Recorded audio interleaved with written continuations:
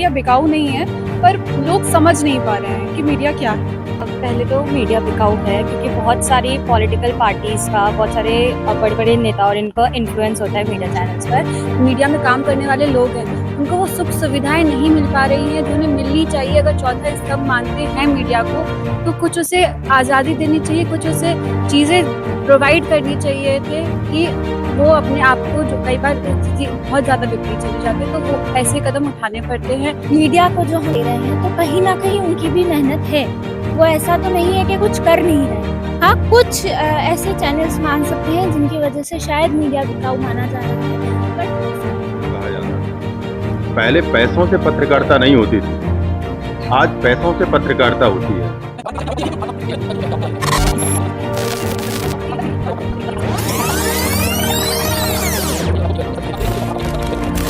देश में press media को लोकतंत्र का चौथा स्तंभ कहा गया है और ये चौथा स्तंभ रहा भी है, क्योंकि आजादी की लड़ाई में देश के क्रांतिकारियों और आजादी के सिपाहियों के साथ कंधे से कंधा मिलाकर इस देश के कथित चौथे स्तंभ ने अपना कर्तव्य निभाया है।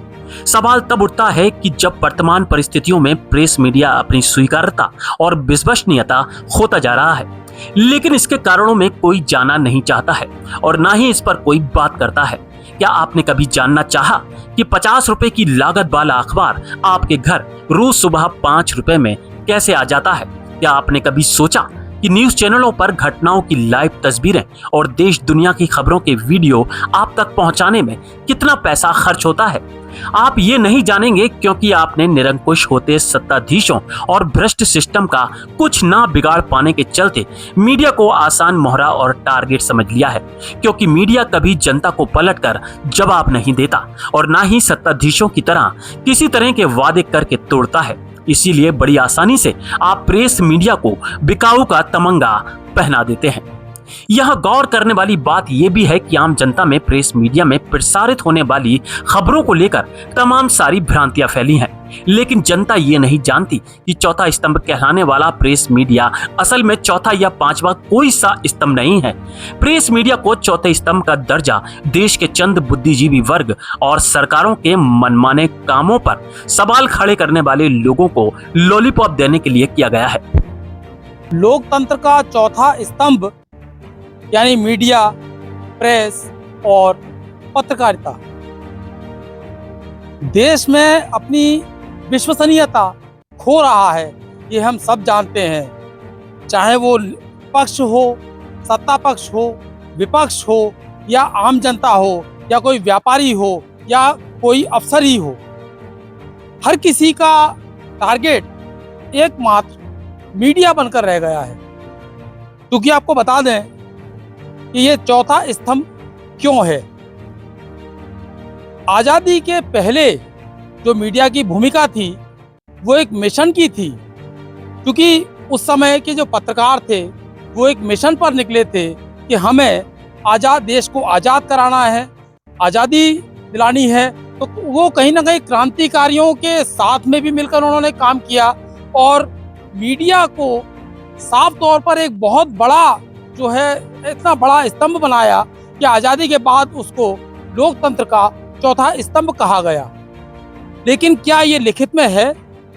लेकिन क्या ये जो चौथा स्तंभ जिसे हम कहते हैं, क्या वो वाकई चौथा स्तंभ है? ये छात्र हैं जो कि मेरे साथ में खड़े हुए हैं, एमिटी यूनिवर्सिटी के छात्र हैं, तो ये कहीं ना कहीं आगे जाके बड़े पत्रकार भी बनेंगे और देश के प्रबुद्ध नागरिक भी बनेंगे। लेकिन सबसे अहम बात यहाँ पर ये है, ये क्या ये भी मीडिया को चौथा स्तंभ मानते हैं या क्यों मानते हैं? आपको बता दें कि इस समय एक ट्रेंड चला हुआ है कि मीडिया बिकाऊ। सोशल मीडिया पर हर कोई बोलता है, हर जनता, आम जनता, आप चाय की दुकान की बात कर लें, पान की दुकान की बात कर लें या कहीं भी पब्लिक प्लेस पर ये कहा जाता है मीडिया बिकाऊ। यदि हमने किसी खबर नहीं दिखाई तो वो बिकाऊ हो गया। तो इस बार इस सवाल का जवाब जानने के लिए मैं इन बच्चों के पास आया हूँ और इनसे जानेंगे, चूँकि कुछ लोग इसमें अधिकतर लोग वैसे हैं जो कि पत्रकारिता का कोर्स कर रहे हैं, भावी पत्रकार हैं, तो इनको ये जानना चाहिए कि मीडिया बिकाऊ क्यों, और यदि मीडिया बिकाऊ नहीं है तो वो क्यों नहीं है। कि पहले तो मैं ये कहना चाहूँगी कि मीडिया बिकाऊ नहीं है। बिकाऊ शब्द थोड़ा गलत है अभी यहाँ पे। कुछ सोशल मीडिया प्लेटफ़ॉर्म्स पे जो वीडियोज़ डलती हैं, कुछ अनऑथराइज़्ड जो वीडियोज़ डलती हैं, उससे लोग मिसलीड होते हैं। क्या लगता है क्यों ऐसा कहा जाता है कि मीडिया में?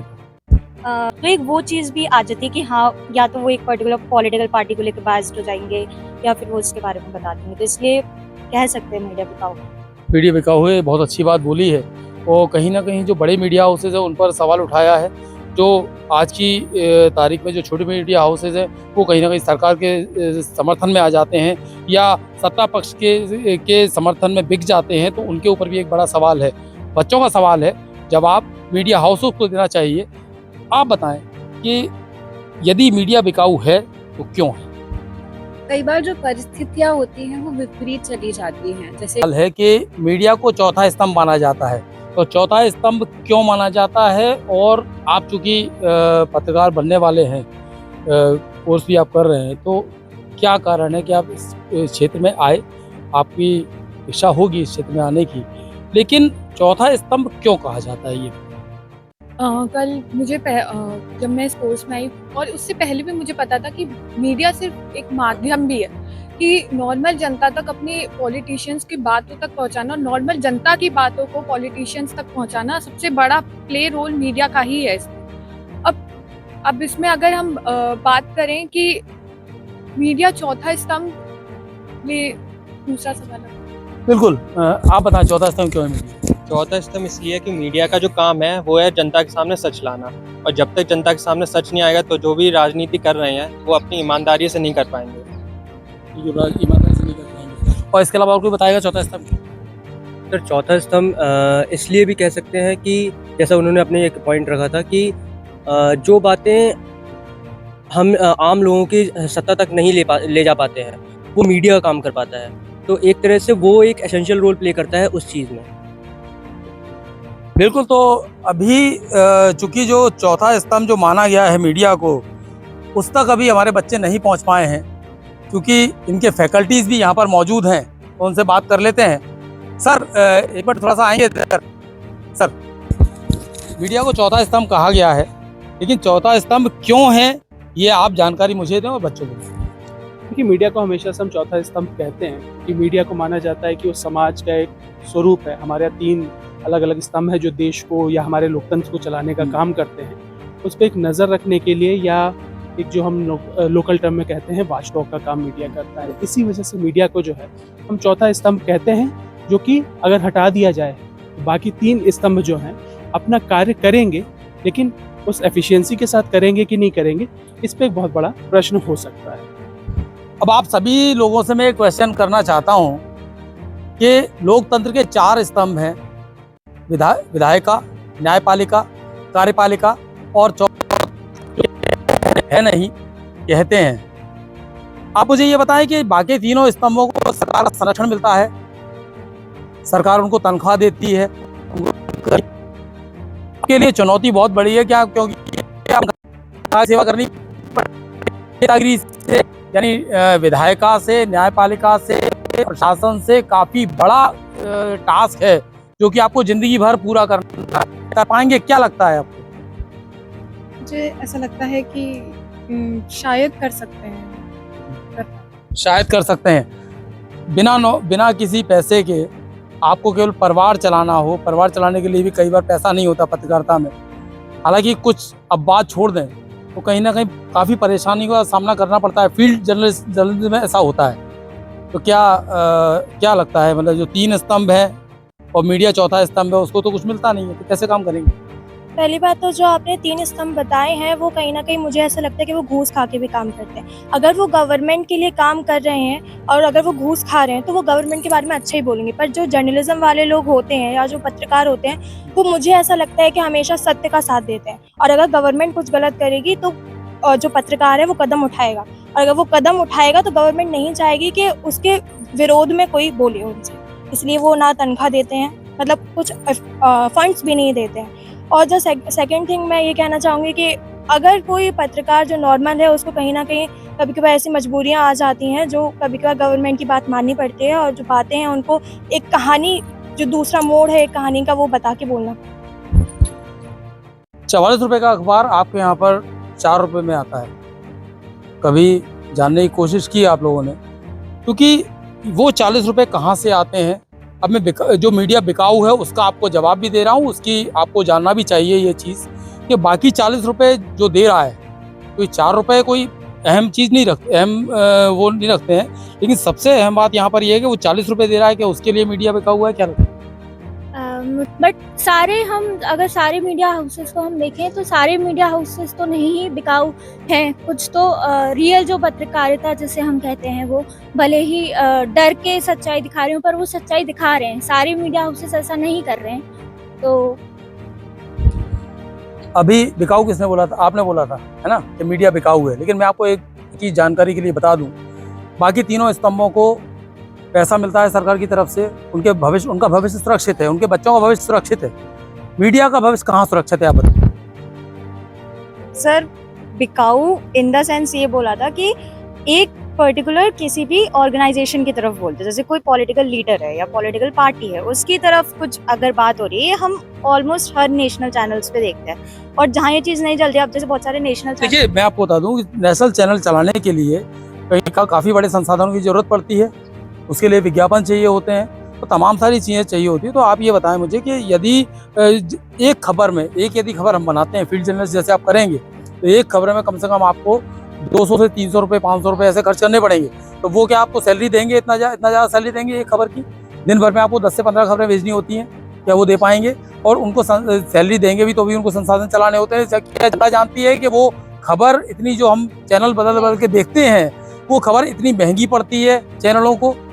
कहाँ से सर्वाइव करेंगे आप? हाँ, वो जनता नहीं जानती है, वो मीडिया चैनल्स, मीडिया हाउसेज ही जानती है कि वो किस तरीके से खबर पहुंचाते हैं। अगर कोई भी खबर, इवन 2 खबरें भी अगर एक मीडिया चैनल पहुंचा रहा है, तो उसके पीछे बहुत स्ट्रगल रहता है। बिल्कुल। तो एक बात और आप सभी को मैं बताना चाहूँगा कि आप लोग पत्रकारिता के छात्र हैं, लेकिन यहाँ पर आपको एक जनता को भी साथ में लेने की ज़रूरत है। क्योंकि अमेरिका में बहुत सारे अखबार ऐसे आते हैं कि जो कि अपनी प्योर कॉस्ट पर बिकते हैं। जैसे उनकी कॉस्ट $4 यदि $4 या $5 में छपता है वो अखबार, तो वो उतने में ही बिकेगा। लेकिन सबसे बड़ी बात यह है कि मीडिया को बिकाऊ भी कहा गया है, लेकिन मीडिया की चुनौतियां उससे कम नहीं होती, उल्टा और चुनौतियां बढ़ जाती हैं। क्योंकि आपके बच्चे जो हैं वो लगातार जो है ये BJMC MGMC करेंगे, आगे जाके बड़े पत्रकार भी बनेंगे। लेकिन कहीं ना कहीं चुनौती किस तरह देखते हैं आने वाले समय में? आने वाले समय में सबसे पहली बात तो है कि मैं पत्रकारिता में चुनौतियां कम देख रहा हूँ। सब उसके पीछे उसका रीज़न ये है कि आपके पास माध्यम इतने उपलब्ध हैं कि जहाँ पत्रकारिता करना थोड़ा सरल हो रहा है, जो पहले नहीं था। पहले अब आप आरोप की बात कर रहा हूँ मैं आपसे, आरोप की बात। अगर आप आरोपों पे आएंगे तो देखिए, आरोप प्रत्यारोप ये हर उस पे लगते हैं, चाहे वो विधायिका हो, चाहे न्यायपालिका हो, चाहे कार्यपालिका हो, चाहे पत्रकारिता हो। और अगर सवाल करने वालों से सवाल नहीं पूछे जाएंगे तो फिर किससे सवाल पूछे जाएंगे? सबसे यहाँ पर सबसे बड़ी बात वही उसी पे आ रहा हूँ कि आपको बार बार कहा जा रहा है कि मीडिया बिकाऊ है, मीडिया ये है, तो कहीं ना कहीं वो रिफ्लेक्शन जनता में गया है, इसलिए वो कहा जा रहा है। अगर वो रिफ्लेक्शन को हम किसी तरह से दूर करवाएं तो नहीं कहा जाएगा मीडिया बिकाऊ है। लेकिन बाकी तीनों स्तंभों को तो तनख्वाह सरकार देती है, उनका भविष्य सुरक्षित है, लेकिन यहाँ पर मीडिया का भविष्य सुरक्षित नहीं है। देखिए, मीडिया कभी भी एक तरह से हम अगर बात करें ऑर्गेनाइज सेक्टर की तरह नहीं रहा, और मीडिया ने बिकाऊपन का तमगा वो खुद ओढ़ा है, खुद लिया है, लोगों ने उनको नहीं दिया है। ठीक है, तो अगर वो उसको दूर कर पाते हैं, अपनी विश्वसनीयता को बचा पाते हैं, तो आराम से उस पुरानी जो उनकी विरासत है कोई हुई, उसको पा सकती है। ठीक है, आपको जो है पत्रकारिता करने के लिए पैसे की आवश्यकता होती है, अखबारों को छपने के लिए उसकी आवश्यकता होती है, उसके लिए तमाम चीज़ें हैं ना, एडवर्टाइज मिलते हैं आपको, है ना, पार्टियों के जो है आपको ऐड मिलते हैं, ये सब चीज़ें भी हैं। और भी कई तरीके हो सकते हैं पैसे और फंड इकट्ठा करने के। मीडिया में खामियां नहीं हैं, लेकिन हम ये ज़रूर कहना चाहते हैं कि जब हम एक उंगली किसी दूसरे की तरफ उठाते हैं तो 3 उंगलियां खुद की तरफ आती हैं। उसका कारण यही होता है कि हम सब समाज के ही हिस्से हैं। मीडिया के लोग ना अलग से पैदा होते हैं, ना अलग से पढ़ते हैं, ना अलग से किसी दूसरे समाज से आते हैं। तो अगर पूरी मीडिया, और मीडिया एक छोटा हिस्सा होता है पूरे समाज का, कि ये उन्होंने देखा होगा कि मीडिया कितना महत्वपूर्ण है, तो शायद उन्होंने उसको चौथा स्तंभ के रूप में परिभाषित किया होगा। लेकिन खुद से या कहीं और से ऐसा कुछ तो नहीं है कि जो 4th पिलर इसको कहा जाए। आजकल जो युवा हैं वो उनके दिमाग में ये डाल दिया गया है कि ये मीडिया दिखाओ, वो मीडिया दिखाओ, ये इस पक्ष का, वो उस पक्ष का, उसको भ्रांति को कैसे दूर किया जाए? चलो देखिए क्या है संजय जी कि आप इसको दूर करने जाएंगे तो आप एक ऐसी दिशा में चले जाएंगे जिसका कोई अंत नहीं है। ये एक लिटरेसी का मामला है, एक समझ का मामला है, एक पक्ष और विपक्ष का मामला है। यदि मीडिया इसमें पढ़ने लगी तो वो मूल जो हमारा काम है हम उससे भटक जाएंगे। मीडिया को अपनी जिम्मेदारी जो बेस्ट उससे पॉसिबल हो पा रही है वो करते रहना चाहिए। जो अभी मेरी बात भी हो रही थी आपसे कि जो भी सब्सिडाइज्ड कंटेंट हम दे पाते हैं वो दें और उसमें पूरी ईमानदारी बरतें, उस पूरी ईमानदारी से उस कंटेंट को देती रहें। हम इसमें बिल्कुल ना पढ़ें कि हम पे क्या किस प्रकार के हमारे बारे में कहा जा रहा है या ये हमारे बारे में क्या सोच रहे हैं।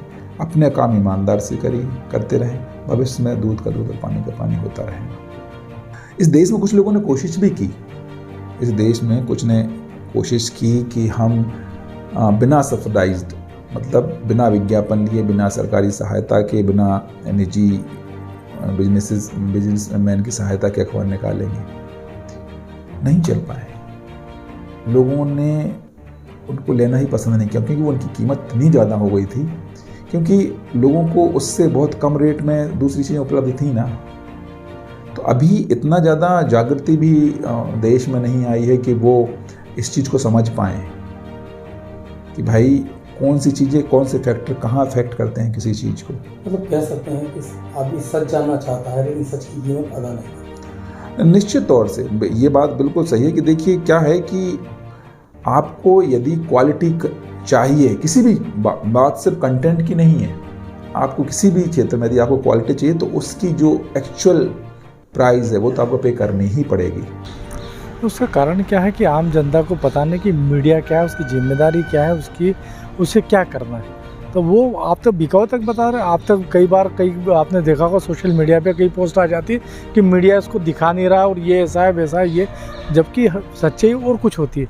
अच्छा, जो वर्तमान में जो मीडिया हाउस चल रहे हैं वो जो बता रहा हूँ, जो अपने खबरों के लक्ष्य से भटक चुके हैं, उनका अपना व्यवसाय है और वो व्यवसाय के हिसाब से मीडिया जगत को चला रहे हैं। और इसी व्यवसाय को अब सोशल मीडिया में मुख्य रूप से ये बोला जाता है कि ये बिकाऊ मीडिया ये। अच्छा, वो तो उनका व्यवसाय है। हालांकि पत्रकारिता आज भी जिंदा है और सोशल मीडिया के अलावा भी ऐसे कई प्लेटफॉर्म है जिसपे वो चल रही है, लेकिन लोगों के दिमाग में ये भर दिया गया कि ये दिखा नहीं रहे ये। और उसका मुख्य कारण भी यही है कि जिस तरीके से सोशल मीडिया पे कई वीडियो आ जाते हैं, उसको जिस तरीके से हाईलाइट किए जाते हैं, जिस तरीके से दिखाए जाते हैं, वो उनका जो तरीका है, उनका जो बोलने का तरीका और एक टीआरपी, वो दोनों चीज़ें मिल करके जो एक समान रूप से बोलते ना जिसको कि एक वायलेंस फैला रही है, उससे बदनाम ज़्यादा मीडिया वाला और उसके पीछे कोई कारण नहीं। सर, आजकल सोशल मीडिया पे एक ट्रेंड चल गया है आम जनता में कि मीडिया बिकाऊ।